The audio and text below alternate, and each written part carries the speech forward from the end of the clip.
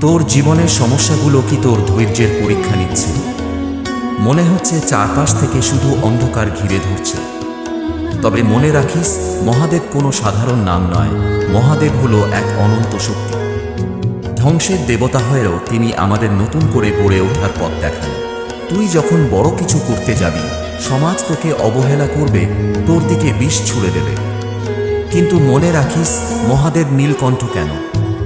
কারণ তিনি জগতের বিষ নিজের গলায় ধারণ করেছিলেন, কিন্তু সেই বিষকে নিজের মনে জায়গা দেননি।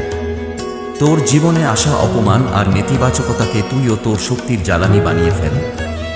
শান্ত থাক, কিন্তু নিজের লক্ষ্য থেকে এক চুলও নড়িস না। তুই কি হারানো জিনিস নিয়ে আফসোস করছিস? মনে রাখিস, মহাকাল যখন কিছু ধ্বংস করেন, তখন তিনি আসলে নতুন কিছু সৃষ্টির জায়গা তৈরি করে দেন। পুরনো অভ্যাস, ব্যর্থতা আর ভয়কে বিসর্জন দে। আজ তুই যা হারালি, কাল তার চেয়েও বড় কিছু পাওয়ার জন্য নিজেকে যোগ্য করে তোল।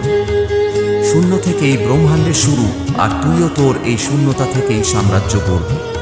ধ্যানে বসা শিব আমাদের শেখান যে বাহ্যিক কোলাহল নয়, আসল যুদ্ধটা নিজের মনের সাথে। নিজেকে চিনতে শেখ। তোর কাজটাই যেন তোর পূজা হয়।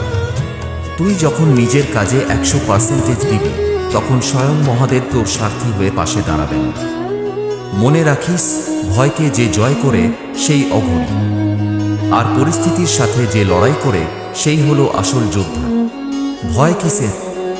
তোর কর্মই তোর পরিচয়।